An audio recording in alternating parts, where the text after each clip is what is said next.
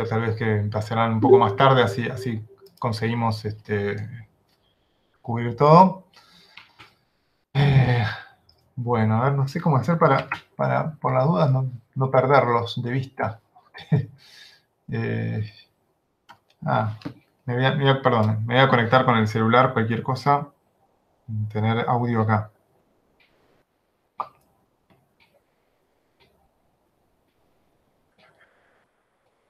Perdón, esto se está grabando el cohete, pero... Está. Y me uno, cualquier cosa...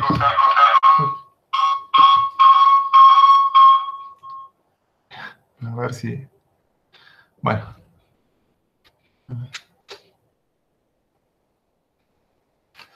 Bien. Ahí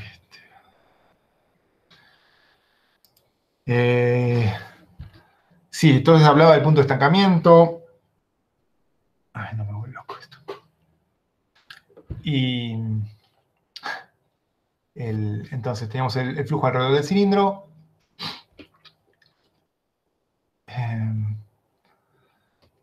Sí, entonces teníamos que... Ay, perdón, voy a sacar esto, no, me vuelvo loco. No puedo lograrlo. Bueno, de vez en cuando. Sí, hemos sacado un nuevo fenómeno. Entonces decía, tenemos el punto de estancamiento, que es un punto en el cual tenemos máxima presión. ¿Sí? ¿Por qué? Lo podíamos justificar a partir de la ecuación de Bernoulli. En la ecuación de Bernoulli tenemos esto, ¿no? Que se mantiene constante. P, bueno, en este caso, supongo que estamos acá en este lugar, P. P es igual a P infinito más ρ U infinito cuadrado, ¿no? Que esto serían las condiciones lejos, aquí P infinito más ρ infinito cuadrado, y en la pared, en este lugar, justo la velocidad es nula, no porque deslice, supongamos que pudiera deslizar el flujo, pero una cuestión de simetría, ¿eh? Lo que va para arriba va para abajo, entonces justo a este punto, aún deslizando, sería nula la velocidad. Entonces ahí tenemos que la velocidad es nula, entonces la presión es máxima, ¿ok? Bueno, eso es sobre el punto de estancamiento y su valor de presión. Lo mismo sucedería si estuviéramos en un caso ideal y el escurrimiento fuera completamente simétrico. Esto es lo que ocurre. Ahí estamos. Esto saquémoslo. Bien. Bueno, de nuevo, si pueden, un momento igual, no importa ya, pero pueden poner un presente. Claro, perdí varios de ustedes en... Bueno, ahí está, bueno, gracias. Igual no se preocupen. Más o menos llevamos quienes están asistiendo. Entonces, hablaba, sí, sobre la distribución de presiones, que va a ser clave en flujos externos. Este punto acá, dijimos, mostramos recién, tiene presión máxima.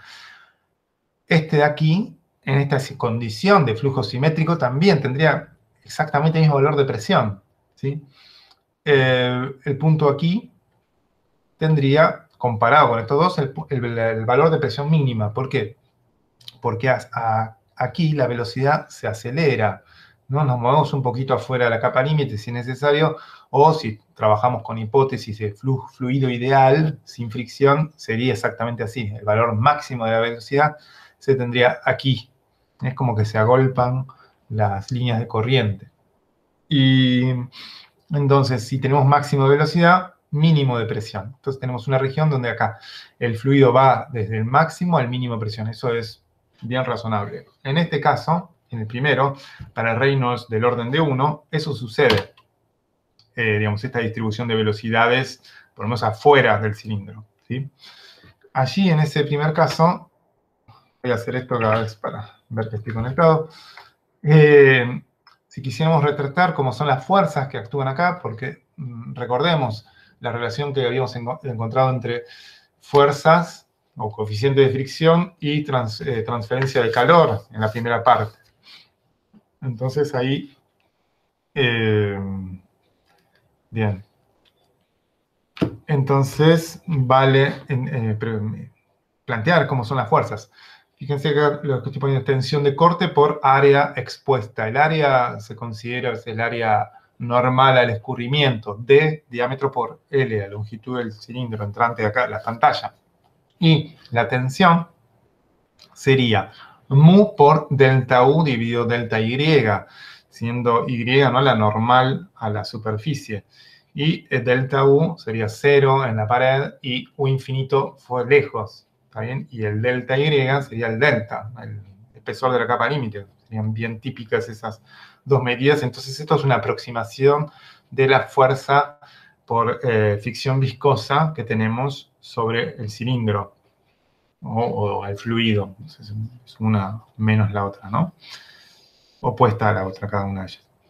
Y si quisiéramos determinar un coeficiente de arrastre, de fuerza, coeficiente de drag en inglés, sería esta fuerza dividido por la energía cinética, ρ u infinito cuadrado, por el área expuesta, el área normal.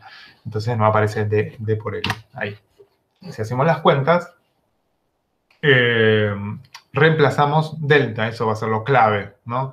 Y delta nosotros teníamos de la teoría de fricción viscosa, que valía 1 dividido la raíz de Reynolds basado en una longitud, en este caso basado en una longitud diámetro. Estamos haciendo cálculos de orden de magnitud. Recordemos, la longitud que antes teníamos era el largo de una placa plana o la distancia al borde de ataque, que podía ser X, ¿no? Reynolds sub L, Reynolds sub X. Acá hablamos de un Reynolds sub D, porque la dimensión, en este caso, es el diámetro.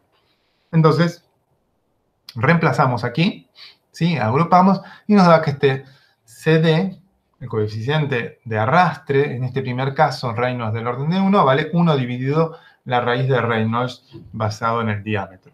Bien, este es un primer resultado. Luego, un segundo escenario ocurre, y esto creo que me hizo ver que se me había cortado. Podríamos ver aquí Bernard von Karman, Vortex Street, creo que lo habíamos visto ya. Recordemos. Un videito. Sí, por ejemplo. Esto ya está tan difundido a veces que no. ¿No? Esta sería el escurrimiento. Ya ahí Reynolds es mayor a 1. Fíjense que no lo contornea este escurrimiento al cilindro. Ya hay lo que es un desprendimiento. Se están formando aquí dos vórtices grandes. Eso es cuando Reynolds, del orden de 10 a 50, ocurre esto en forma estacionaria. Tenemos dos vórtices contrarrotativos en la estela, atrás del cilindro. ¿Esto por qué sucede?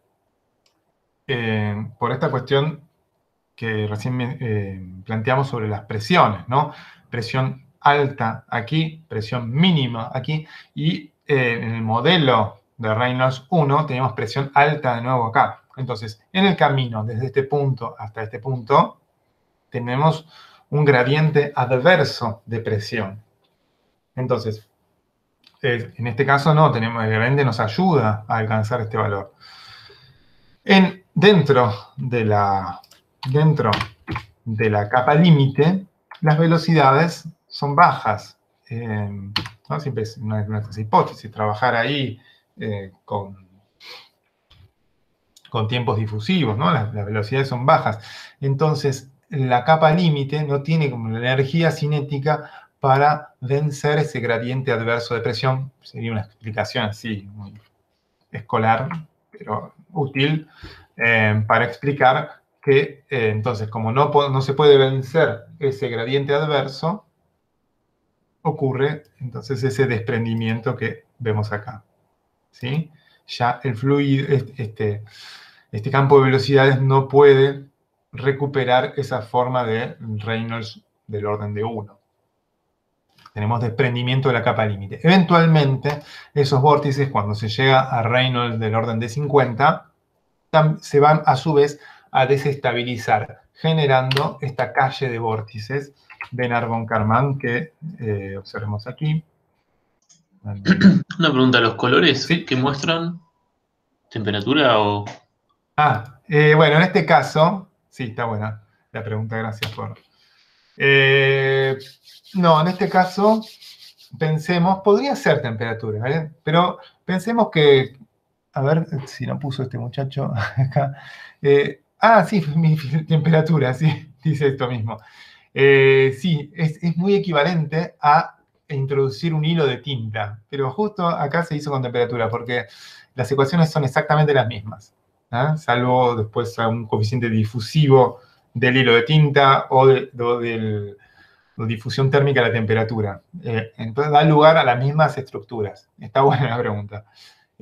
Cualitativamente igual, ya les digo, ¿no? Era lo que yo quería mostrarles, era esta cuestión del desprendimiento. Pero sí, justo acá, esa temperatura. Piensen también que podía haber sido un colorante que uno introduce en el fluido. Eso es lo más típico y a lo que yo apuntaba. En realidad no quería mostrarles directamente con temperatura, pero bueno. Está bien, gracias por la aclaración, la pregunta hace bien. Entonces, fíjense, esa estructura no es estable tampoco, digamos, tiene un rango de estabilidad limitado, los dos vórtices, y ocurre esto que les mostraba, ¿no? Que vimos recién, que la estela se inestabiliza, fíjense, primero lejos, y esa inestabilidad finalmente alcanza la estela cercana, y se produce entonces así el desprendimiento alternado de vórtices, que lleva el nombre de Benard y von Karman. Benard fue el primero que observó experimentalmente. El mismo Benard, entonces, que les dije de convección natural. Tipo, una personalidad importante para fluidos y para transferencia. Bien, entonces, esto ¿no? Lo que mencionaba, la fuerza de presiones empieza a ser importante a tener en cuenta. Y mencionemos que en la construcción de un coeficiente de arrastre, tenemos como la suma sería de términos debido a la diferencia de la fuerza de presiones y términos debido a las fuerzas viscosas, de fricción viscosa. ¿Por qué no había puesto esto antes? Podría haberlo puesto, pero justo en este caso por simetría, la distribución de presiones era la misma. Entonces ahí valía 0. En cambio ya ahora tiene sentido cuando tenemos distribuciones de presiones que no son uniformes. Entonces, en este punto, se dice, entonces, se desprende la capa límite y una aproximación buena, pues, es considerar que la presión es uniforme todo atrás de este punto, ¿no? Una aproximación. Entonces, recordemos que en este punto, bueno, la presión era mínima, ¿sí? Y acá era máxima. Y podemos decir, de nuevo, una aproximación que la presión valga aquí mínima, P infinito. Entonces, tendríamos que en el frente del cilindro, la presión...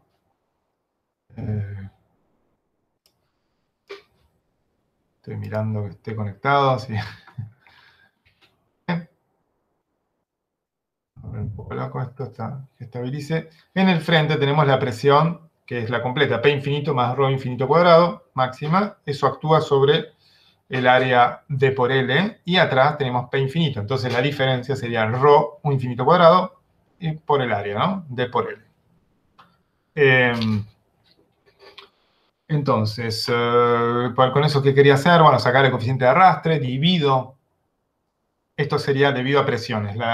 Lo que va a ocurrir es que la fricción, la influencia de la fricción es menor en estos regímenes. En la obtención del coeficiente de arrastre, lo que hago es de nuevo dividir ρ infinito L por D. Y esto da 1. ¿Sí? Un tercer caso, también cualitativamente distinto, es aquel en el cual tienen una transición a la turbulencia en la pared, porque aumentamos tanto el número de Reynolds, que en la pared antes, incluso del desprendimiento, tenemos turbulencia. ¿Qué ocurre? Que en este caso, también resaltémoslo, porque sirve a nuestro cometido, ¿no? El estudio de transferencia de calor. Vamos a tener acá ese desprendimiento alternado, lo que hace es traer, hay una mezcla en la estela, ¿no?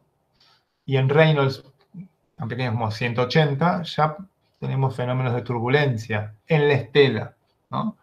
Eso, de nuevo, implica mayor mezcla con entre el flujo libre y la estela, y así, en los términos prácticos nuestros, es mayor transferencia de calor. Estamos pasando fluido frío o caliente, no sé, de una región a la otra con facilidad, gracias a ese mecanismo.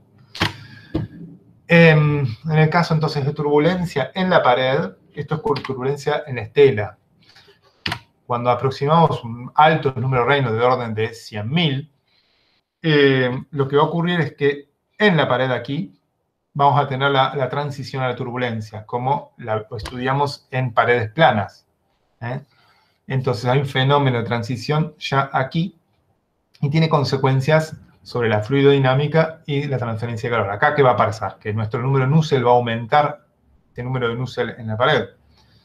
¿Sí? Va a aumentar, bueno, y después va a seguir el mismo destino de si aumenta el espesor de capa límite, disminuye de Nusselt, pero vamos a tener aquí un aumento cualitativo importante. Y por otro lado, también para mecánica de fluidos, un resultado que se tiene es que estas capas límites turbulentas tienen mayor energía cinética contenida, o hay intercambio entre el flujo libre y el flujo de capa límite importante, lo que hace es entonces eso que resista mejor al gradiente adverso de presión. Entonces el punto de separación se retrasa. Bueno, es un resultado de la mecánica de fluidos, eso, una estabilidad que se consigue por la turbulencia. Entonces tendremos este fenómeno, se va a separar y ya siempre va a estar, desde aquí ya es turbulento el flujo estelar turbulento. Sin embargo, como que se mantienen algunos patrones, ¿no? Esa calle de vórtices de Benarron-Karman siempre va a continuar, ¿no? En estos regímenes por un buen trecho, ¿no? Un rango de número Reynolds. Bueno, entonces aquí en los términos prácticos es que baja el arrastre, porque haciendo las cuentas de presión vamos a tener una región con presión mínima menor que en el caso anterior, acá. Tenemos toda esta región. Entonces, bueno, tenemos algo que mejora nuestras posibilidades en términos de fuerzas. Estos son datos de 1922, de Wieselberger.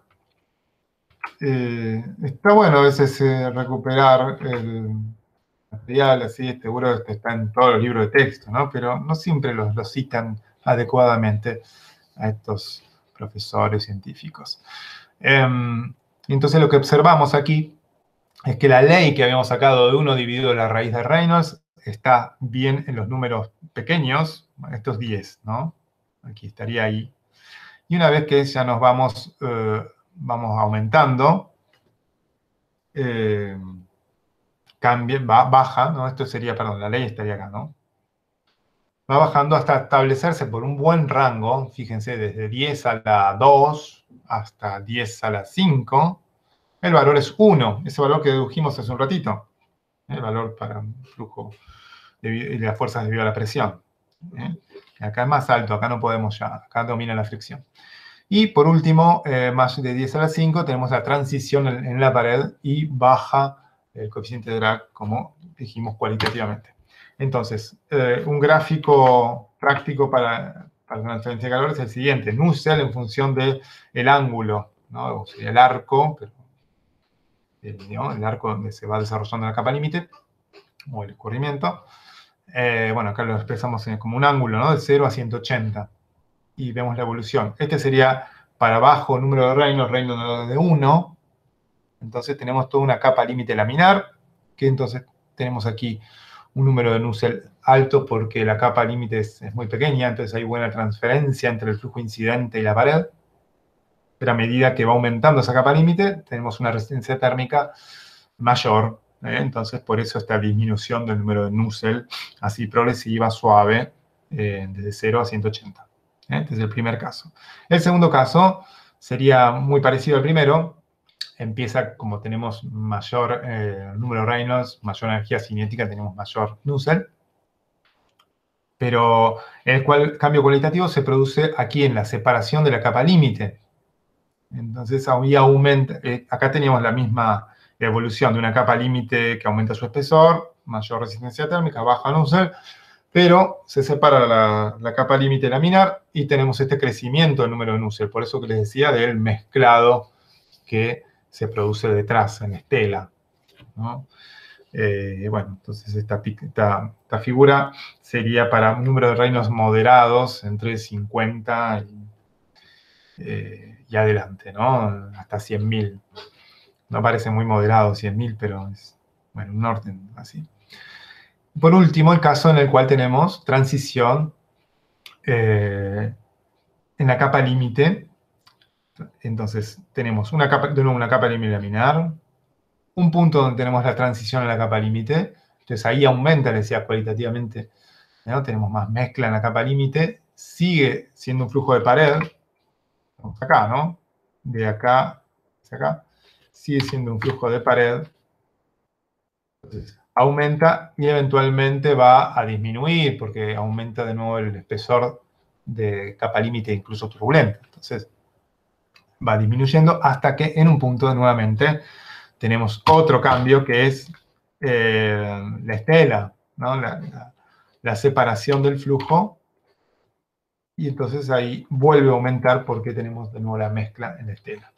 Esta es entonces la figurita para que comprendan cualitativamente los distintos regímenes que pueden ustedes tener, abordar. Está bueno conservar una idea de estos números Reynolds, ¿sí? 1, 50 a 100.000 y 100.000, porque y en las aplicaciones eso, uno quiere, por ejemplo, evitar estar justo en el momento de para uno quiere diseñar un equipo, ¿no? Entonces no conviene diseñarlo justo, que esté al lado de una transición. Lo haría impredecible, ¿no? Un poco estable, algo que no nos gusta mucho en ingeniería. Nos gusta aprovecharnos de inestabilidades, pero que esté bien controlado todo. Entonces, bueno, son criterios que deberían quedarles a ustedes. Si uno dibujara el número de Nusselt en función de Reynolds, global, ya no así, ¿no? Bueno, sería monótonamente creciente, ¿no? Integrar estas cosas siempre va en aumento. Esta figura global nos dice menos, ¿no? La anterior es como que nos describe más casos. Y acá paramétricas están con el número de Planck, una dependencia, ahí como vemos con el número de Planck, pero no cambia cualitativamente nada ese número. Sino que, recordemos, nos permite pasar, en los casos de capa límite, ¿no? de resultados de drag, de fricción, a resultados de transferencia de calor. No es el caso ya acá, ¿sí? No podemos a partir del resultado del coeficiente de drag, fíjense lo que es el coeficiente de drag acá, y por eso lo dibujé, y lo que serían estos, o ¿no? El Nusselt, acá en el cilindro. Entonces, no es lo mismo ya. Entonces, distinguimos bien uno y otro caso, ¿no? Paredes y flujos externos, ¿sí? Son ambas muy importantes. Una podríamos decir, así resumiendo a lo bestia, paredes tenemos, por ejemplo, adentro de los tubos de un intercambiador y por afuera de los tubos, un banco de tubos, tendríamos el otro, el flujo externo. Ambos son muy importantes en los procesos. Ok. Sí, estoy grabando. Qué accidentada ha sido esta clase. Bueno, ahora, entonces, sí, largamos con radiación. Pregunten si quedó algo así flojo. Son siempre bienvenidos los comentarios y preguntas, ¿eh? Esta vez no quedó justo nada, pero... acá. Sí, bueno, gracias por...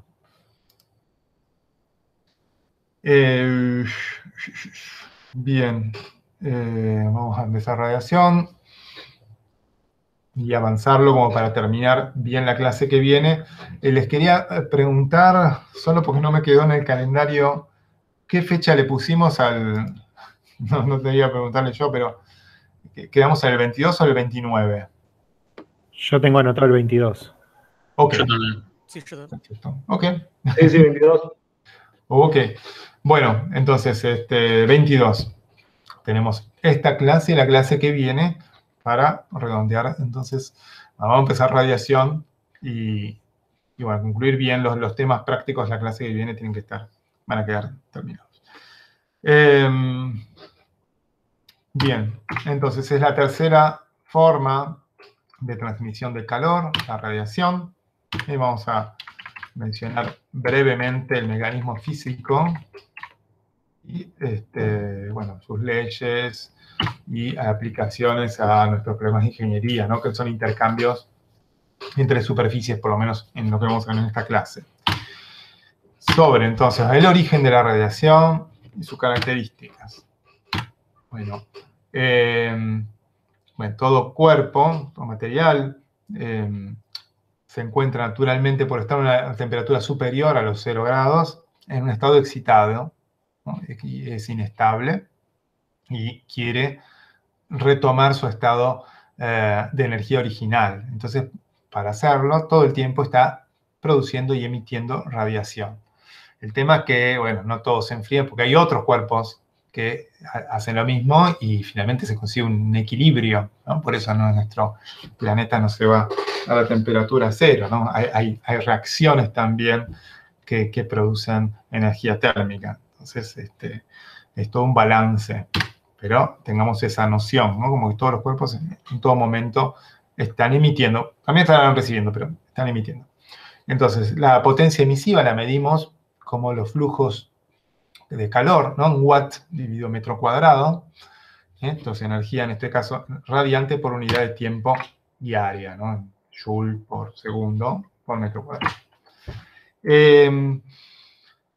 Bueno, lo que a nosotros más nos concierne, bueno, vamos a tener en cuenta el aspecto de onda electromagnética de la radiación, aunque sepamos que también hay una naturaleza corpuscular de la radiación, en la cual se distinguen fotones de energía. La energía es un H, una constante de Planck, por su frecuencia. Pero en términos de ondas electromagnéticas, esta figura de aquí, que está tomada de Wikipedia, ¿no? Nos ilustra los distintos rangos de frecuencias o longitudes de onda, ¿no? La longitud de onda lambda por la frecuencia, nu sub f, acá le ponemos nu sub f, en vez de f en la clase anterior. Eso es igual a la velocidad de propagación de la onda en el medio. En el caso entonces de radiación electromagnética, de ondas electromagnéticas en vacío, c es la velocidad de la luz, ¿sí? Lo que se conoce como velocidad de la luz, para tener una idea de las magnitudes estas. Entonces, bueno, ven la relación longitud de onda y frecuencia.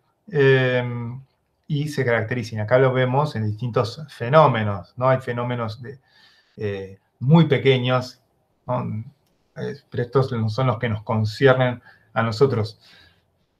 En nuestro caso, el rango térmico es el rango comprendido para longitudes de onda entre 0,1, entonces, si nos mandamos,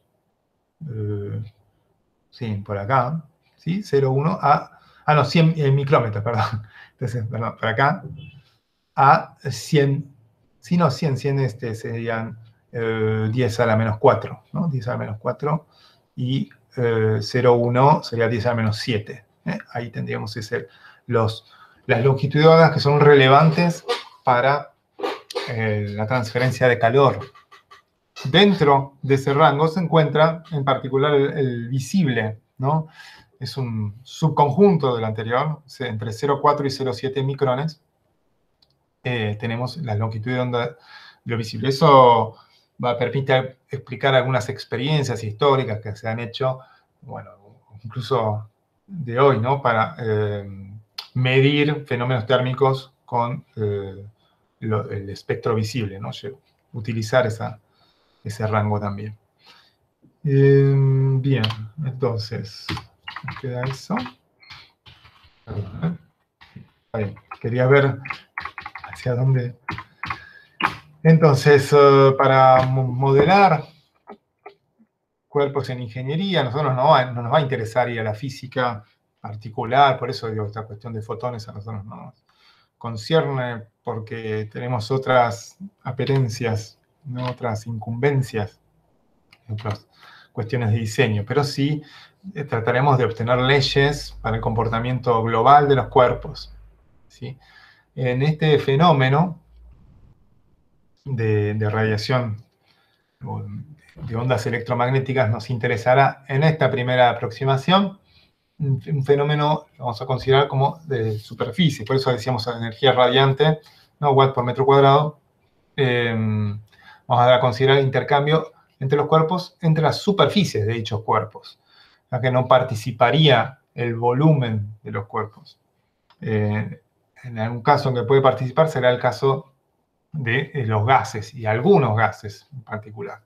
Eso lo veremos la clase que viene. Pero entonces entendamos que lo que entra en juego son las superficies de los cuerpos. Y en esas superficies no toda la energía que incide sobre ellas o que se emite, bueno, el incidente, perdón, no toda la energía que reciben será absorbida, sino una parte también es reflejada. Y en algunos otros casos podrá ser transmitida en el caso que no tengamos cuerpos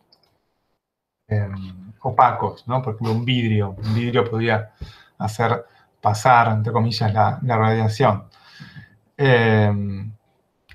Bueno, entonces aparecen unas cantidades que en ingeniería no son muy prácticas, que son coeficientes globales, ¿no? De absorción, alfa, energía absorbida, dividido en energía incidente, de reflexión, energía reflejada, energía incidente, y de transmisión. Y la suman por conservación de la energía, tiene que ser igual a 1, es una fracción, ¿no? Todo, la energía incidente sería la energía total, ¿no? Ya, que se absorbe, que se refleja o transmite. Entonces, sí, tenemos los cuerpos reales, considerando toda su dimensión, presentan una dependencia respecto a la longitud de onda que se recibe. Ahora vamos a ver, ahora estoy hablando de energía incidente y estamos viendo como si fuera una cantidad de energía, pero esa cantidad de energía a su vez tiene asociadas distintas longitudes de ondas, es espectral en este caso. Pero en un modelo simplista, en esto, no nos preocuparía eso, no discriminaríamos las longitudes de onda en primer momento. Pero ahora veremos una figura en la cual sí veremos lo global del caso. Bueno, dentro entonces de estas definiciones aparece la definición de un cuerpo negro. Será aquel que absorbe la totalidad de lo que incide sobre él, sobre la radiación, que bueno, no importa ni ángulo ni longitudes de onda, todo lo absorbe. Entonces, en ese caso, para este modelo simple, alfa sería igual a 1 para un cuerpo negro, una definición. Y entonces, todo lo que va a emitir, bueno, el cuerpo negro lo va a emitir por su superficie, ¿no? Sí. Y en las primeras experiencias que se hicieron para medir fenómenos radiativos fueron la de Stephanie Boltzmann,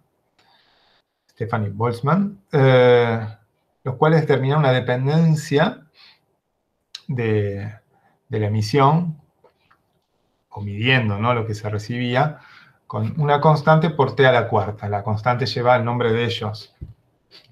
Bueno, esto es un gran resultado del siglo XIX. Entonces, dada la temperatura de un cuerpo, este emitirá un valor proporcional a dicha temperatura a la cuarta. Acá en temperatura en valores absolutos, ¿no? En Kelvin. Bien. Luego, a ver si la puse más adelante. Sí. Más adelante en el tiempo, se hicieron pruebas que mostraron que un cuerpo, fíjense, emite, esto es un valor como global, ¿no? Le decía, emite todo lo que emite un cuerpo, sub P. Pero en realidad, en función de la longitud de onda. Miremos la curva azul, por ejemplo. La curva azul es para una temperatura, bueno, 5400 Kelvin, muy grande. Entonces, este cuerpo, en realidad la energía no es solo un valor, la integral de lo que está abajo de esta curva sería este E sub B que vemos acá de Stefan Boltzmann. Pero uno podría discriminar en realidad que están contenidas una cantidad de longitudes de onda. Fíjense acá, esto lo dibujé yo, en base a esta expresión, que esto nos permite justificar, ¿no? Esta es una ley para la emisión espectral, es una emisión en función de la longitud de onda. Entonces nos muestra que esto de por qué es importante para un rango, que fuera de ese rango cae muchísimo el valor de la emisividad espectral. O sea, si yo me pusiera, no sé, en 10 a la 2, yo me quedo acá, y ya es muy poco el aporte, dado que lo que a mí me interesa sería integrar toda esta curva. Integrar toda esta curva me daría un valor global de emisividad de mi cuerpo. Esta es la emisividad, entonces, de un cuerpo negro a distintas temperaturas. Este resultado lo encontró Planck a principios del siglo XIX. Bueno, es esta expresión que tenemos aquí. Entonces aparecen la longitud de onda y la temperatura y dos constantes, que es una ley empírica que él obtuvo, para la cual la física clásica ya no era suficiente. El resultado de la física clásica está acá en esta curva punteada, la teoría clásica, o sea, como no para esta temperatura, y no estaba muy lejos de las mediciones. Una medición anterior, que también permitió probar este modelo, ¿no? Es el de la ley de Wien, acá está mencionado, Wien, creo que como es alemán, Wien sería. Los cuales él había en segunda mitad del siglo XIX, Wien, había determinado que había una relación entre el máximo, esta sería entonces la curva para cada cuerpo, el máximo de esa curva y su temperatura. La ley de Wien dice que lambda máximo por la temperatura es una constante, lleva su nombre. ¿Vale? Esto, 2897 micrómetros Kelvin. Eso es constante. Si eso es constante, entonces esos puntos serían este de acá para 5400, este para 2000, etc. ¿Sí? Estos puntos alineados, lo que nos están mostrando es esta ecuación de acá. Bien. ¿Sí? Que se llama, es la ley de desplazamientos de los máximos.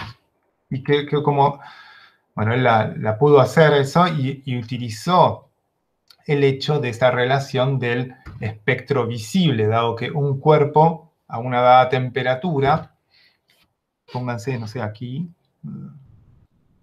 si algún cuerpo, no sé, que estuviera acá, ¿no? Un micrómetro, más o menos, entonces va a emitir y va a hacerlo en un color, como que ese color podría variar con la temperatura. Bueno, por eso, bueno, bien podía determinar esos máximos relacionando con colores, colores del visible. Entonces, bien, cronológicamente primero fue esta ley global, luego fue Wien, y luego Planck consiguió una teoría y una expresión que permitía describir esto que es la potencia emisiva en función de la longitud de onda, ¿no? La potencia emisiva espectral para distintas temperaturas. Muy bien. Entonces, la ley de Wien, todo, ¿no? El entendimiento de este fenómeno tiene sus consecuencias prácticas, aunque no parezcan directas. ¿Qué nos relaciona? Cuanto mayor sea la temperatura de un cuerpo negro, menor será la longitud de onda en la cual éste emite. Sí, es un resultado interesante. Por ejemplo, el Sol, o sea, algún cuerpo que esté a una temperatura muy alta, va a emitir preferencialmente, ¿no? Con un lambda aquí, pónganse, y digamos, un rango, ¿no? En cambio, un cuerpo que lo puse a 300 Kelvin, algo que esté en la superficie terrestre, por ejemplo, típico, a 20 grados, 25 grados, estaría con esta curva acá. Entonces sus longitudes de onda estarían en este rango, ¿sí? Bueno, eso tiene consecuencias prácticas interesantes. Es algo que estaría bueno que recuerden. Además de la longitud de onda de emisión, existen otras variables que podrían modificar el fenómeno radiativo.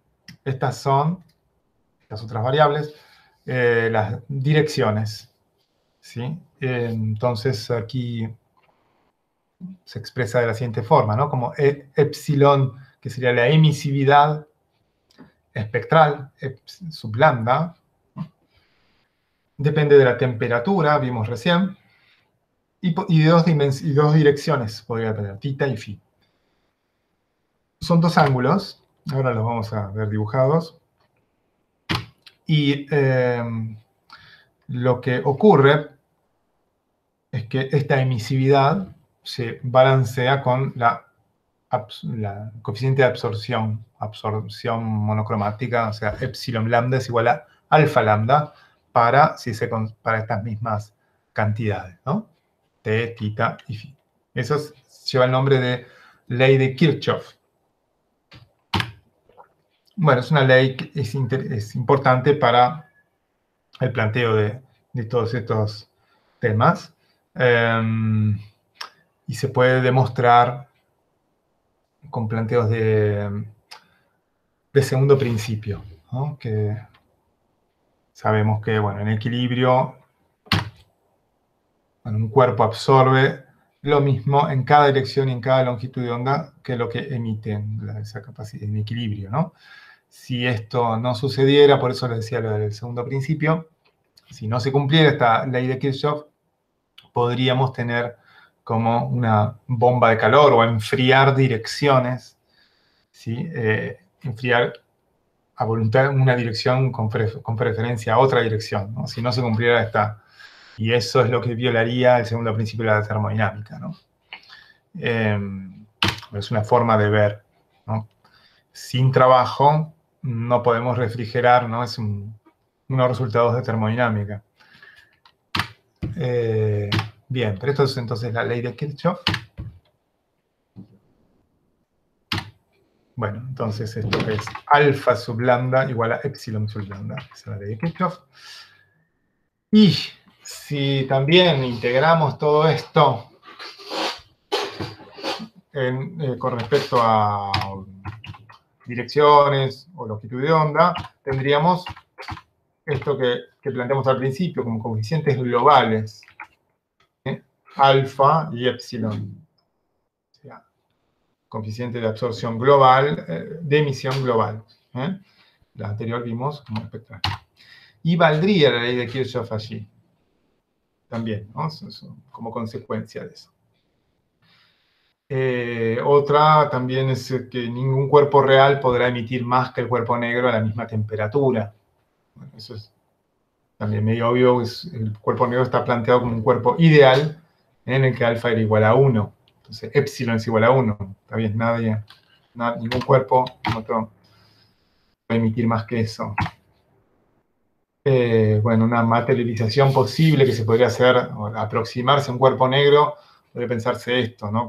Este dibujo de marcha de rayos, acá está entrando un rayo dentro de esta superficie, tenemos esta superficie interna de este casquete, podría ser esta superficie interna, algo que absorbe todo lo que recibe, ¿no? Según como que este rayo, entre comillas, podría no escapar nunca, quedarse absorbido, todo así. Entonces, toda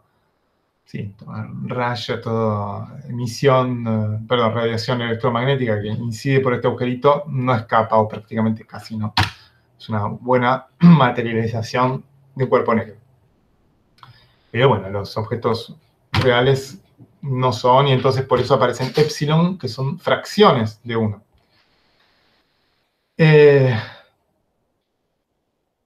Bueno, y que además Entonces, del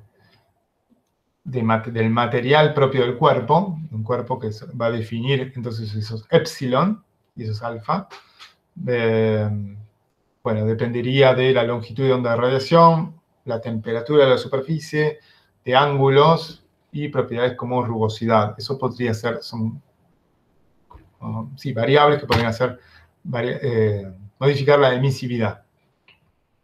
Pero en la mayor parte de los casos para ingeniería nos conviene buscar uniformizar o coeficientes globales. Entonces suponer un valor de emisividad constante, sin tener en cuenta estas sutilezas a veces.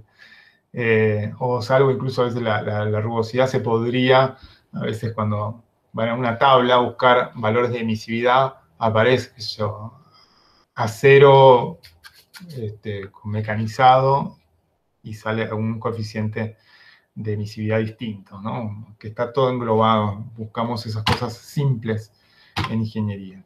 Y está bien. Para no perder mucho tiempo y tener una solución rápida a los problemas.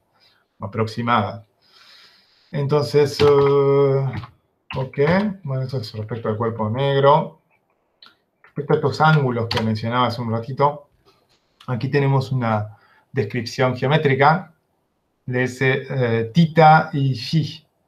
¿Sí? Acá imaginemos un casquete, un semicasquete esférico. Entonces teníamos tita, este ángulo entre una normal, esta normal, y el phi sería como un ángulo circunferencial de dicho casquete, ¿no? Este sería, creo que esto lleva el nombre de azimut, entiendo que es así. Y el otro, bueno, iría con esta coordenada circunferencial. Si quisiéramos retratar el intercambio entre el disco este que se encuentra en la base y un elemento cualquiera de este casquete, o semicasquete esférico, por ejemplo este de acá, este elemento diferencial A sub A, bueno, haríamos lo siguiente. Ahí hacemos un zoom. La superficie circular está diferencial A, bueno, emitirá radiación en todas las direcciones.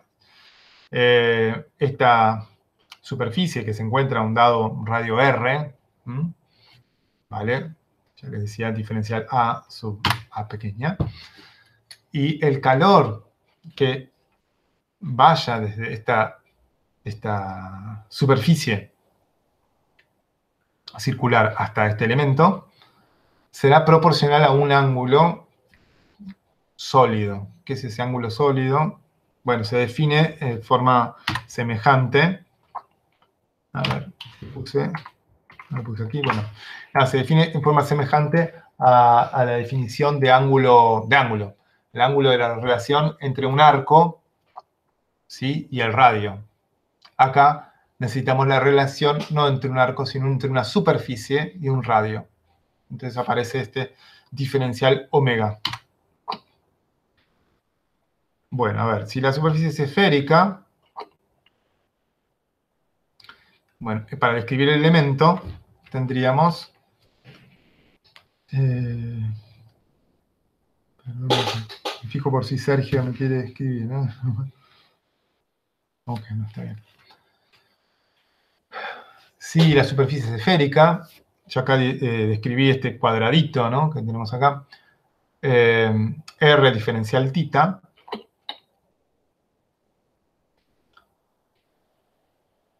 R diferencial tita, porque diferencial tita es esta cosita acá, ¿no? Y esto sería como este lado.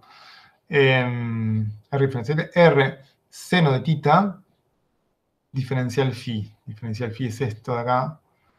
Bueno. Y entonces aparece definido este diferencial omega, que les decía que era el ángulo sólido, porque entonces sería la razón entre esta superficie y el radio. Entonces, diferencial omega sería seno de tita, el radio digo radio al cuadrado, sería seno de tita, diferencial, como que, ¿no?, si esta es la superficie, esto digo R cuadrado nos da un ángulo sólido, que es este. Sería como esta especie de cono que aparece acá, como para retratar ese conito que aparece ahí. El flujo también depende de calor, ¿no? Desde acá hasta allá.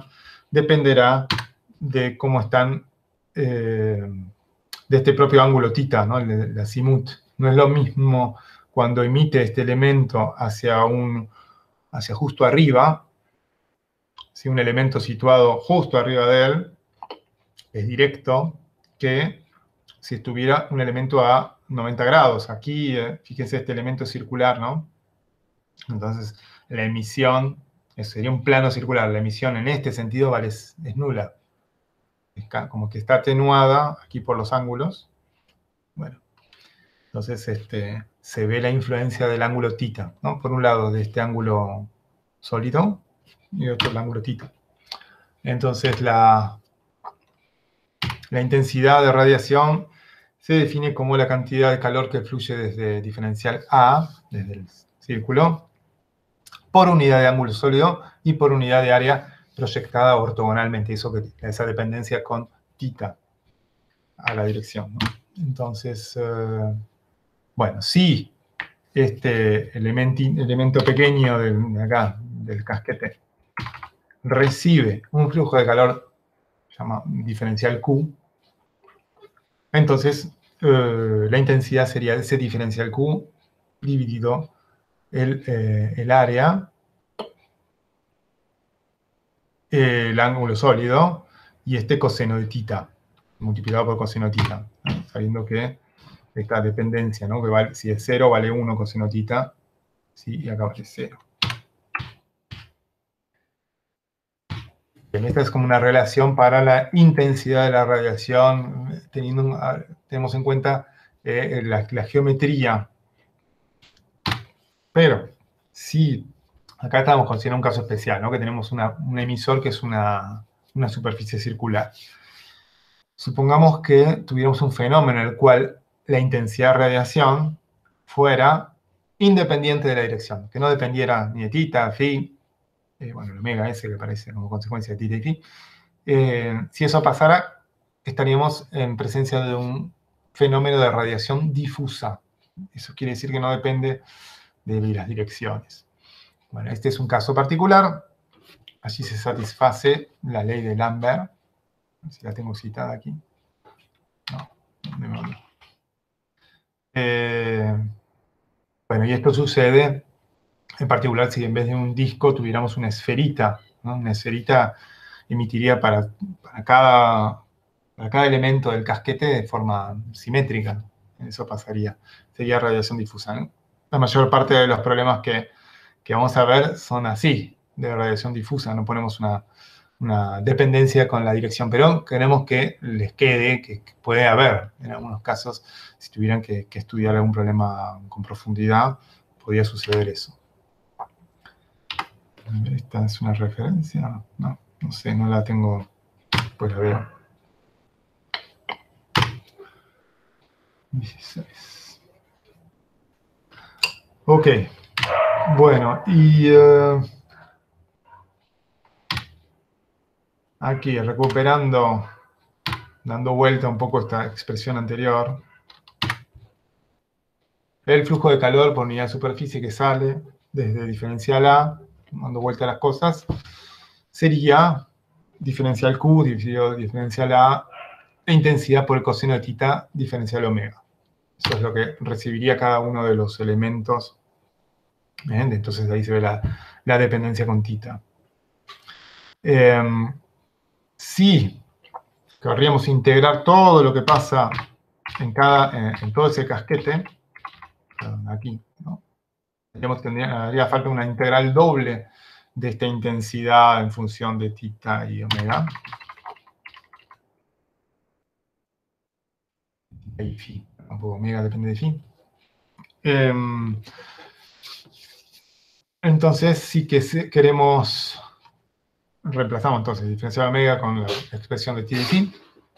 Queremos obtener todo lo que ocurre sobre el casquete, eso sería la radiosidad J. De nuevo, si tuviéramos un problema difuso, lo que sucedería es que bueno, esta integral sería como trivial. ¿Sí? Acá los límites tienen que ver con esta semiesfera que estaba puesta. Y entonces J era pi por I. Bueno, en el caso particular también la superficie es negra, la intensidad sería por definición, ¿no? Sigma t a la cuarta, tiene que ver con la ley de Stefan Boltzmann. Entonces, sí, bueno, la intensidad, bueno, la radiosidad es sigma t a la cuarta, es todo lo que está llegando, todo lo que sale y todo lo que está llegando. Entonces sería sigma t a la cuarta dividido pi, la intensidad, ¿no? Esto lo pasamos por otro lado, sigma t a la cuarta, digamos, ¿sí? Entonces, a ver, de acá, bueno, nos quedan expresiones, esta como sería una expresión que no van a usar ustedes, dado que vamos a considerar problemas difusos, pero que las guardamos en un cajón si alguna vez tienen que abordar un problema complejo, que les quede, que existe eso, ¿no? Esa dependencia con la dirección, que debería poder atenderse. A veces en la práctica se tienen coeficientes, se va sobre coeficientes globales, ¿no? Mucho en ingeniería pasa eso. Digo, en ingeniería en esta disciplina, ¿no? De usar coeficientes globales. Ya vimos, por ejemplo, en convección, a veces uno justo no en las bolillas que vimos que queremos entender con profundidad, pero a veces se pueden hacer cálculos. Fíjense, no sé, un ingeniero que está diseñando ya problema de un edificio y no necesariamente va a ir sobre NUSE, ya no va a calcularse en los NUSE, sino que probablemente aproveche algunas expresiones que necesitaron trabajo de ingenieros de diseño en otras partes, pero va a usar el resultado ahí más directo. Bueno, en este caso les decía, la emitancia, ¿no? El coeficiente de emisión, podría expresarse para algunos materiales en función de ángulos. Entonces acá tenemos ejemplos para algunos no conductores como vidrio, óxido de cobre, y vamos a hacer dependencia, acá está el ángulo, y el valor de epsilon tita. Y para acá unos conductores como cromo y aluminio, y una ligera dependencia. Entonces, que si tuvieran distintas condiciones de orientación de la superficie, tendrían que atenderlo con estos valores, ¿no? En estos casos se ven estos no conductores como que varía mucho. ¿Eh? Bien. Es uso de datos, uso inteligente de los datos. Pasando a una cuestión más, luego, a ver, de práctica, ¿no? ¿Qué tipo de cálculos podemos hacer con estos? Bueno, con esta breve teoría. Bueno, el primer problema simple sería estimar el intercambio entre dos superficies. Y el caso más simple sería considerar una superficie dentro de otra, una radiación en una cavidad se llama. A1 sería una cavidad para A2. Bueno, según la ley de Stefan Boltzmann, los objetos, en particular el interior, emite una radiación sigma T sub 2 a la cuarta. Esto, ¿no? Sería la emisión por el área, emisión, A sub 2.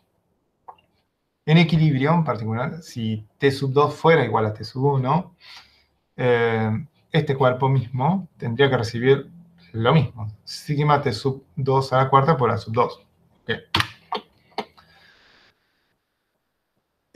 Si no fuera un cuerpo negro, si tuviera una absortancia alfa menor a 1, la emisión sería igual a la absorción, y le pondríamos entonces el alfa aquí. No es nada muy complicado. Pero esto es en condiciones de equilibrio. En condiciones en las cuales no tenemos equilibrio, los dos cuerpos, cavidad y pelota encerrada, tuvieran distinta temperatura, el calor entre 2 y 1, lo escribo así, calor de 2 a 1, sería por un lado, sería igual, estaría emitiendo sigma T sub 2 a la cuarta por A sub 2, dado que es su estado de energía, ¿no? T sub 2 a la cuarta, y estaría recibiendo sigma A sub 2 por T sub 1 a la cuarta. Entonces aparece como el intercambio A sub 2 sigma y la diferencia de las temperaturas a la cuarta. Este es un resultado un poco apresurado. En general a mí me llamó la atención, digo, ¿por qué? ¿Por qué estoy mezclando acá lo que está pasando en 2 y en 1 con el área de 2? Le estoy multiplicando a 1 y ahora vamos a explicar por qué. Sí. Bueno, este resultado sirve para configuraciones en las cuales se cumple esto de de una cavidad. Dos esferas concéntricas, dos cilindros largos coaxiales, dos placas grandes enfrentadas, placas muy gran tamaño, todo lo que sale de una entra a la otra. Bueno, otro caso sería, si no tenemos una cavidad, ahora vamos a explicar este. Yo lo dejé ahí como interrogante. ¿Por qué vale lo que recibe vale A sub 2 sigma T sub 1? Si viene de 1. Bueno, lo vamos a hacer ahora en este otro segundo caso, más general, en el cual consideramos, ya que puede suceder que no tenemos una cavidad, sino que el cuerpo 1 lo envuelve así, como parcialmente al 2. O bueno, otra geometría que uno se puede inventar, en la cual no toda la radiación emitida va a ser absorbida por el restante, por el cuerpo. Entonces, ¿no? Acá, por ejemplo, acá se ve bien, ¿no? Que A sub 1 emitirá, ¿no? Y en el caso anterior veíamos que todos sus rayitos le llegaban a A sub 2 y viceversa, de A sub 2 va hacia A sub 1. Pero acá vemos que hay una parte de A sub 1 que no le va a pegar a este cuerpo. Entonces, no todo va a ser recibido. Aparece así la necesidad de definir un factor de forma, ¿no? Que van a ver que a partir de su definición nos va a ayudar a hacer cálculos de ingeniería. Entonces, se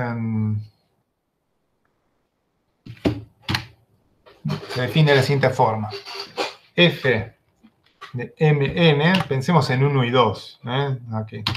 Es la potencia emisiva de M, que llega a N, dividido la potencia emisiva de M en todo el espacio. Entonces, es la potencia de 1, que llega a 2, dividido la potencia total de 1, que tira para todos lados. Entonces, este factor, F sub Mn, es menor o igual a 1, por conservación de energía, y será función de tamaño, forma y orientación de las dos superficies. Entonces, ahora sí podríamos razonar la expresión 8, la de la cavidad misma. Entonces, la leemos. El calor entre 2 y 1 sería la potencia emisiva de 2 que llega a 1 dividido la potencia emisiva de 2 en todo el espacio. Eso sería F21. Por, fíjense, esto es A sub 2 sigma T sub 2 a la cuarta. Esto es la potencia emisiva de 2 a todo el espacio. ¿Sí? Esto es la definición de la potencia emisiva. Es su área por el valor de intensidad de Stefan Boltzmann, ¿no? Intensidad radiativa, acá. Y en este otro caso queremos razonar, ¿no? lo que está recibiendo, le queremos restar esto sería lo que está emitiendo y lo que está recibiendo. ¿Qué sería? La potencia emisiva de 1, que va hacia 2, dividido la potencia emisiva de 1 a todo el espacio. Esto sería la potencia emisiva de 1 a todo el espacio. Esto que tenemos acá, A sub 1 sigma por T sub 1 a la cuarta. Es de nuevo, la definición. Entonces, si hacemos las multiplicaciones, nos está quedando la potencia emisiva que va de 2 a 1, menos la potencia emisiva que llega de 1 a 2. Y está bien, ese es el balance que estábamos buscando realmente. Si estuviéramos en equilibrio, esta expresión sería nula, sería igual a 0. Lo que recibo es lo mismo que lo que entrego. En ese caso, sucedería, bueno, que esto es igual a esto. A ver, no, 0, perdón. Esto es 0. Entonces, las temperaturas serían iguales. Y entonces nos va a quedar que F21 por A2 sería F12 por A1. Las temperaturas son iguales porque están en equilibrio, ¿no? Entonces no hay intercambio, terminan las dos temperaturas iguales. Y esto se conoce como regla recíproca, es algo que nos ayuda mucho en la definición de factores de forma. No depende de T este resultado y es un resultado puramente geométrico. Lo consigo a partir de una situación de equilibrio, pero lo obtengo y es una regla geométrica. Entonces el factor de forma de 2 a 1 por A2 es el factor de forma de 1 a 2 por A1. Y es muy práctico eso. Entonces, por eso, Q de 2 a 1, este de acá, lo podemos escribir como F21 A2 por sigma T sub 2. Y en vez de F12, vamos a usar F21 por A2. En vez de 12 por A1 que teníamos acá, reemplazamos por esto. Por eso la expresión 8 nos quedaba como nos quedaba, por la aplicación de esta regla recíproca. Así que si antes había quedado algo como medio poco firme, espero que con la definición de factor de forma se haya arreglado eso. Bueno, y fíjese, este es un primer paso para hacer cálculos simples entre dos superficies. Este factor de forma se puede calcular. De nuevo habría un planteo geométrico elegante, pero a veces poco práctico. No se van a poner a hacer esto cada vez que atacan un problema. Están tabuladas estas expresiones. Si uno lo tuviera que calcular, hacer una expresión nueva, no sé, imaginen que tienen ustedes un objeto y no está tabulado el problema que ustedes tienen, tendrían que ir a un planteo así. ¿No? A1 por F12 sería la integral doble de este coseno de beta, y acá se definen los ángulos beta entre los dos objetos, beta 1, beta 2, van a aparecer dos ángulos, y las distintas superficies, ¿no? Integrando en las superficie 1, superficie 2, y aparece la distancia entre ellas, S. Bueno, es un problemita escribir eso bien, ¿no? Numéricamente es un pequeño desafío.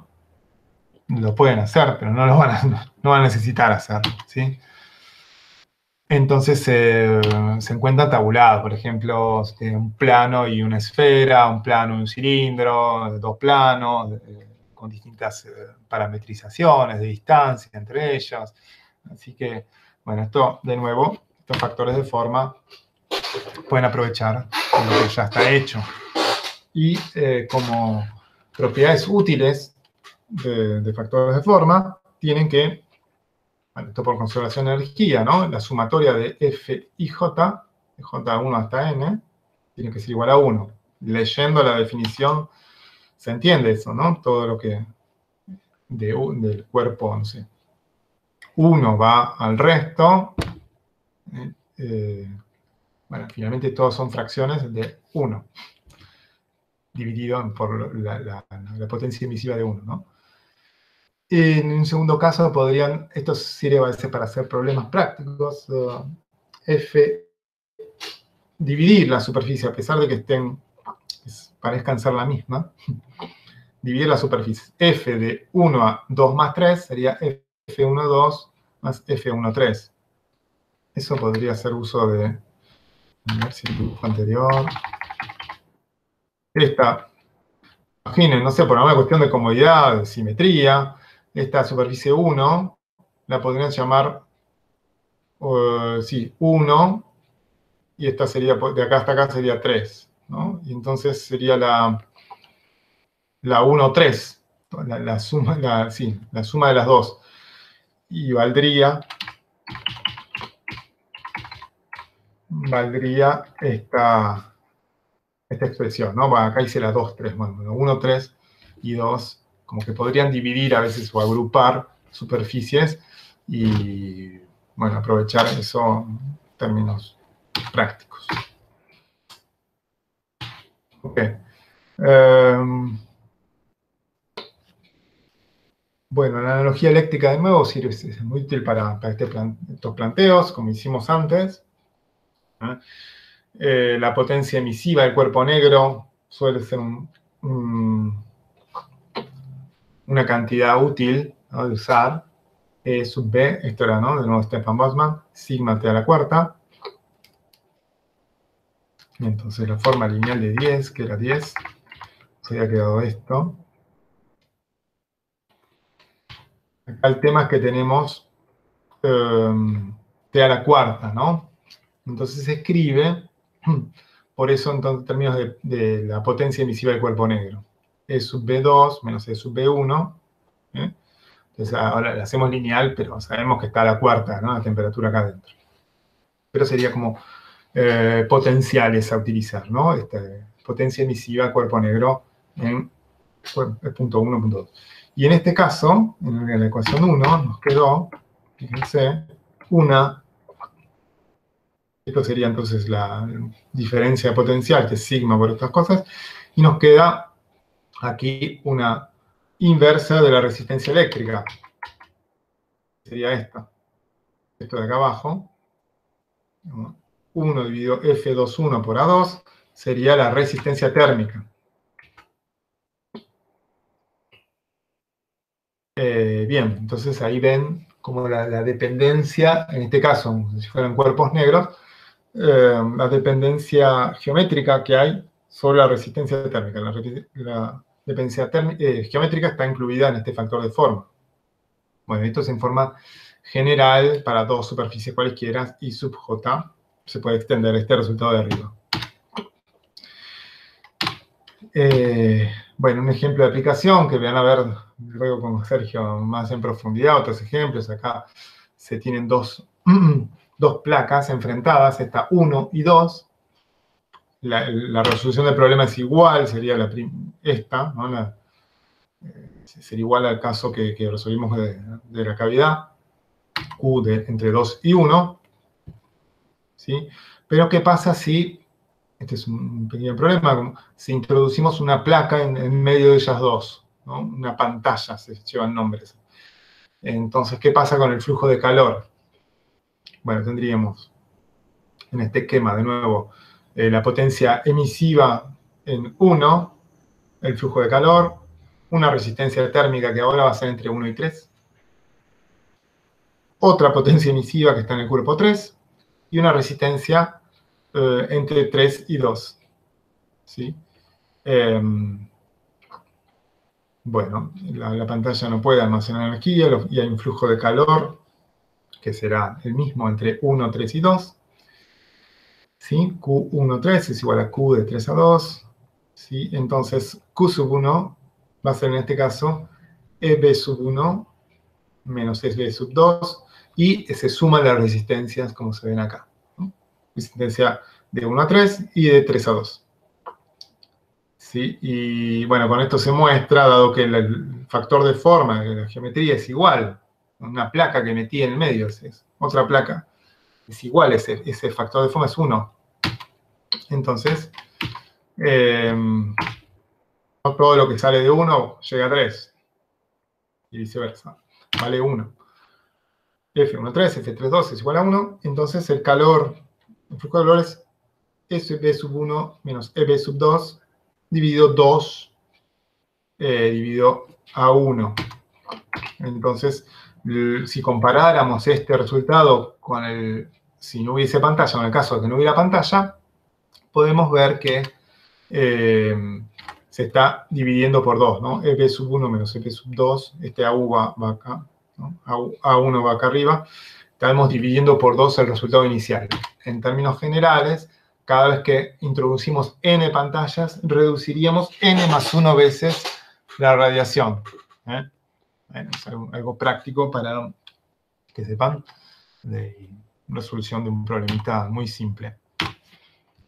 Bueno, a ver cómo estamos de tiempo, porque perdón, que como estuvimos ahí, tal vez voy a terminar este tema, así les queda, perdón, ¿eh? Sí. No sé si están todavía, ¿no? Están. Sí, estamos. Supongo que. Gracias. Bueno, vamos a terminar este. Es muy simple, recién hasta ahora vimos un planteo para, teníamos para tener, entonces, potenciales térmicos, de nuevo, y resistencia térmica. Y este es el caso del flujo, perdón, el flujo de cuerpos negros. Todas estas pantallas, estas placas y pantallas o cavidades fueron cuerpos negros. Ahora vamos a ver qué pasa si ponemos cuerpos grises, en los cuales tenemos coeficientes que no son 1. Vamos a eso. Bueno, es un problema relativamente simple. Ahí, tenemos una superficie, esta que está acá, un cuerpo, digamos, él sería el que está en rojo, y resaltamos la superficie en esto que está en azul, ¿no? Sería lo que sufre intercambio. Entonces, sobre este cuerpo va a incidir una irradiación que llamamos G. Y va a salir una radiosidad J. Va a salir epsilon por E sub B. E sub B es como la emisión del cuerpo negro, o sea, es una fracción de la emisión del cuerpo negro, ya que es un cuerpo gris. Y también va a reflejar una ρ por G. Son dos, entonces, dos formas en la cual sale una radiosidad llamada J de ese cuerpo. El flujo de calor resultante será la diferencia entre J y G. Bien. Sí, epsilon EB. Acá tengo que modificar esto, es epsilon EB. Entonces, 28 epsilon EB. Ok. El flujo de calor, entonces, sería la diferencia entre esta radiosidad y la irradiación. Bien. Y ahora lo que vamos a hacer es una especie de cambios de variable para llevar a cantidades que nos sirvan. Entonces, el calor es esta J, la teníamos acá, es epsilon por E sub B más ρ por G. Lo reemplazamos, nos queda acá. Epsilon por E sub B más ρ menos 1 por G, ¿no? Ρ, de nuevo, lo que refleja. Bueno, el calor, entonces, agrupamos en vez de G, esto también es un cambio de variable medio caprichoso, pero en vez de G vamos a usar J menos Q. Porque G, queremos llevarlo a variables como las que hemos planteado hace un ratito. Acá pusimos otras cosas, ¿no? Pusimos irradiación y radiosidad, cosas que nos sirven para el planteo, pero no para nuestras variables útiles, si quiere.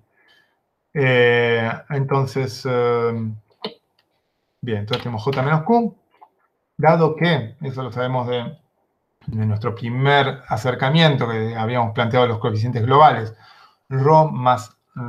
alfa más ρ más tau, que era la transmisión, era igual a 1, si este es un cuerpo opaco, como la mayoría que tratamos, salvo con vidrio, que lo vemos en la clase que viene. Entonces tau es igual a 0 en cuerpos opacos. Si alfa más ρ es igual a 1, ¿sí? Y si alfa es igual a epsilon, eso venía de la ley de Kirchhoff, entonces epsilon es igual a 1 menos ρ. ¿Sí? Y esta expresión anterior, ya que teníamos ρ menos 1 ahí, justo, nos queda epsilon por E sub B más menos epsilon por J menos Q. Por eso les digo caprichosos cambios de variable, pero es para acomodar a cosas que nos sirvan. Entonces, pasamos algo por acá, Q1 menos epsilon. A ver cómo hicimos acá. Porque está Q acá, perdón, ¿no? Está Q acá. Entonces esto sería, nos quedaría menos epsilon J más Q epsilon. Ese más Q epsilon lo paso del otro lado, me queda menos Q epsilon y entonces lo agrupo acá. Q por 1 menos epsilon es epsilon por E sub B más o menos epsilon J. Y el calor, finalmente, es epsilon, ¿no? Lo mandamos esto por acá, dividiendo, epsilon dividido 1 menos epsilon por E sub B, la potencia del cuerpo negro, menos J. J era la radiosidad. De nuevo, nos nos molesta un poquito que esté esa radiosidad, ahora la vamos a sacar de encima. Pero bueno, está un poquito más simple, porque hacemos intervenir solo a epsilon acá. No tenemos el ρ ni el g. Nos sacamos algo de encima. Entonces, aquí estaría definido el calor de una superficie gris en función de la potencia emisiva del cuerpo negro y la radiosidad. Sí, eso lo dije recién. Si consideramos dos superficies grises, este problema de cavidad, por ejemplo, tendríamos que el intercambio entre 1 y 2 sería J1, la radiosidad de 1, la 1 por F12, ¿sí? Menos J2, A2, F21. Esto es que en el caso anterior de cuerpos negros no poníamos esta radiosidad, sino directamente poníamos la potencia del cuerpo negro. Bueno, ahí está explicado. Bueno, recordemos esta ley de reciprocidad de los factores de forma. Y nos quedaría que entre el cuerpo 1 y 2, el intercambio sería A sub 1 por F1 por la diferencia de radiosidades en vez de potencia emisiva del cuerpo negro. Entonces, como un resultado para dos cuerpos cualesquiera. Entonces, vamos a usar esta de acá porque nos queremos llevar a un resultado práctico. Vamos a usar esta expresión que vimos para el flujo. Sí, el flujo de calor desde un cuerpo gris. Entonces, Q sub 1 sería este Q sub 1 pequeño por A1 y lo escribimos de esta forma, ¿no? Esto era Q sub 1. Todo esto. Y para un cuerpo 2, Q sub 2, tendríamos algo semejante, ¿no? A sub 2, E sub 2, 1 y menos epsilon 2. El balance de energía para un problema estacionario sería que las dos corrientes de calor serían equivalentes. Y entonces, ¿no? Como que sí, es el mismo. Imaginemos que son dos placas o el problema de las cavidades. Entonces, el flujo de calor de uno al otro, poniendo esta igualdad y reemplazando esto acá, sería el E sub B sub 1 menos E sub B sub 2, que era la potencia de cuerpo negro de 1 menos la potencia de cuerpo negro de 2, sigma T1 cuadrado a la cuarta, sigma T2 T sub 2 a la cuarta, y nos queda acá, entonces, ¿no? cuando sumamos estas cosas, nos queda, por un lado, la suma, la superposición de tres resistencias térmicas. Una, que tiene que ver con el factor de forma, con lo geométrico puramente, y la otra que tiene que ver con los materiales y la superficie, ¿no? Pero la relación de material epsilon 1 y acá con epsilon 2. Entonces, obtenemos así una expresión práctica para el flujo de calor entre dos cuerpos grises. Bueno, de nuevo, es una resistencia de la superficie I. ¿Sí? Bueno, con eso, como pueden ver problemas, entonces, un ratito más tarde, con Sergio, que seguro va a presentar un problema de radiación. Luego, bueno, esto lo dejo para la clase que viene, pero es muy breve, tiene que ver con qué haríamos si tenemos más superficie, un problema de varias superficies. Normalmente eso tienen que plantear numéricamente, así que no lo tomamos directamente. Podré pensar en un TP para la segunda parte, pero no sé, no voy a hacer algo que no les sea muy práctico. No me gustaría que se metieran con cálculos matriciales, que está bueno, pero para matemática, no para nosotros acá. Así que lo vamos a presentar y después, sí, la clase que viene vemos, ¿cómo es? Vemos radiación en gases, ¿sí? Bueno, algo más. Que entonces la base para hacer problemas sería lo de hoy, un problema de radiación. Y que radiación en gases no suele ser un tema que evaluamos en forma teórica, pero no en forma práctica, ¿no? Para descargarles un poco ese parcial. Que bueno, igual. Ahí, bueno, dejé de presentar, voy a dejar de grabar. Pues fue medio accidentada la clase de hoy. Ahí se dejó grabar.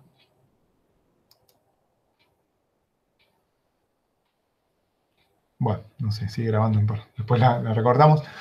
Quería preguntarles, estuve corrigiendo unos TPs. Sí, ahí está.